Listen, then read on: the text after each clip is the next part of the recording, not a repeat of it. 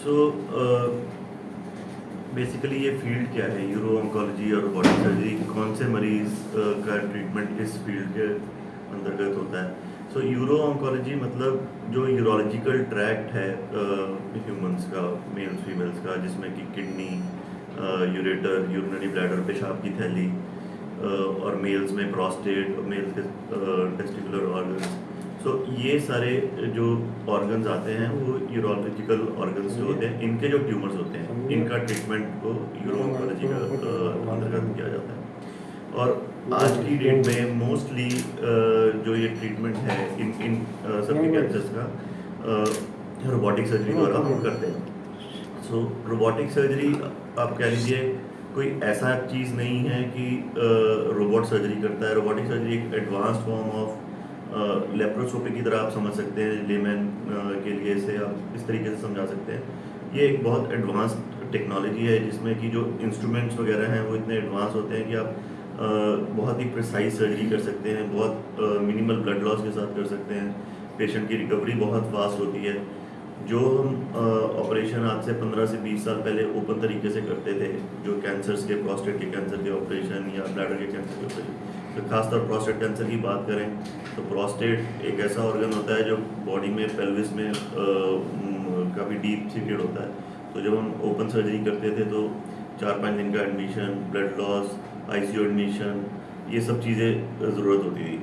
आज की डेट में जब हम ऑपरेशन करते हैं तो हमें कोई आईसीयू की एडमिशन की ज़रूरत नहीं पड़ती। मोस्टली पेशेंट्स में 95% ऑपरेशन में हमें कोई ब्लड अरेंजमेंट की ज़रूरत नहीं पड़ती। पेशेंट को हम 24 घंटे के अंदर एक मेजर सर्जरी के बाद में डिस्चार्ज कर देते हैं और कोई बड़ा कट नहीं लगता। 8 mm के छोटे 4-5 कट्स लगते हैं, इसके थ्रू सारी सर्जरी हो जाती है। बस एक कट को हमें 2-3 सेंटीमीटर का इंक्रीज करना पड़ता है, क्योंकि जो ऑर्गन हमने निकाला है वो ऑर्गन 8 mm के कट से नहीं आ सकता। तो उस कट से निकालने के लिए उतना उसको थोड़ा सा इंक्रीज करना पड़ता है। अदरवाइज जो 10 सेंटीमीटर या 15 सेंटीमीटर के कट्स ये कैंसर्स के ट्रीटमेंट के लिए हम देते थे पहले, उसकी ज़रूरत नहीं होती। तो बेसिकली ये चीज़ है। ये रोबोट जो होता है ये टोटली सर्जन के कंट्रोल में होता है। लैप्रोस्कोपिक में हम पेशेंट के पेट में छोटे छोटे 1-1 सेंटीमीटर के या आधे सेंटीमीटर के छेद करके इंस्ट्रूमेंट्स डाल के हम स्क्रीन पे देख के वहाँ साइड में खड़े होकर करते थे। इसमें भी वैसे ही छेद होते हैं, बट इसमें जो इंस्ट्रूमेंट्स होते हैं वो रोबोटिक आर्म्स होती हैं, उसके साथ अटैच हो जाते हैं। वो अटैच जो रोबोटिक आर्म्स होती हैं वो एक मास्टर कंट्रोल होता है, जिसमें कि 3 डायमेंशनल व्यू होता है और 10 टाइम मैग्निफिकेशन होती है। लैप्रोस्कोपिक में 2-3 टाइम्स मैग्निफिकेशन होती है, उसमें 10 गुना मैग्निफिकेशन होती है। तो एक छोटे से छोटा स्ट्रक्चर भी आपको बहुत क्लियरली दिखता है और 3 डायमेंशनल व्यू में दिखता है। और जो इंस्ट्रूमेंट्स होते हैं वो जब वो छोटे पोर्ट्स के थ्रू अंदर बॉडी में जाते हैं, तो लैप्रोस्कोपिक इंस्ट्रूमेंट्स को आप बाहर से ही मूव कर सकते हैं, वो टिप के पास से मूव नहीं हो सकते। बॉडी के अंदर वो 10-15 सेंटीमीटर अंदर रिवर्स करके जिस एरिया में ऑपरेशन कर रहे हैं उस वहाँ तक आप उस बिल्कुल टिप से उसको मूव नहीं कर सकते लैप्रोस्कोपी में। रोबोटिक सर्जरी में एंडोरिस्ट फंक्शन होता है, यानी कि जो बिल्कुल टिप के पास से एक रिस्टेड जॉइंट आप जैसे कह लीजिए वैसा फंक्शन होता है, जिसमें कि आप अगर आपको किसी पर्टिकुलर एंगल पे काटना है, प्रिसाइज सर्जरी करनी है, तो आप उस तरीके से भी उसको काट सकते हैं। तो ये टोटली सर्जन के कंट्रोल में होता है। बहुत 10 साल पहले, 15 साल पहले जब हमने शुरू करी थी सर्जरी, तब हम सुनते थे, इवन लेमैन तो छोड़िए, डॉक्टर्स को भी पता नहीं होता था जो इस फील्ड से ताल्लुक नहीं रखते कि रोबोटिक सर्जरी क्या होती है।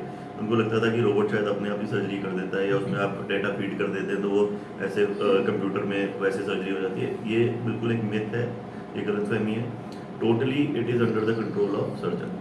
इनफैक्ट टेक्नोलॉजी ऐसी है कि अगर सर्जन ने हाथ में नहीं इंस्ट्रूमेंट्स पकड़े हुए, या फिर अगर आपका जो सेंसर्स हैं वो स्क्रीन पे जो कंसोल है उसके साथ टच नहीं कर रहा है, तो वो रोबोट इंस्ट्रूमेंट मूव ही नहीं करेंगे, इंस्ट्रूमेंट फ्रीज हो जाएंगे। तो it is quite safe and it is a very advance technology, और इससे बहुत सारे लोगों को फ़ायदा हो रहा है। We are doing it from last 10 years, 10 साल से हम कर रहे हैं। ऑलमोस्ट 1000 रोबोटिक सर्जरीज हो चुकी हैं और इससे कॉम्प्लिकेशन वगैरह काफ़ी कम हो जाती है। सो अगर अवेयरनेस के पॉइंट ऑफ व्यू से आप लोग, how safer the robotic surgery is? It is very safe, it is safer than. Safety क्या है? बेसिकली सेफ्टी पेशेंट के लिए है कि उनके केस में कॉम्प्लिकेशन ना हो, ब्लीडिंग ना हो, कोई एडजेसेंट ऑर्गन की इंजरी ना हो। तो ये सब कैसे होती है?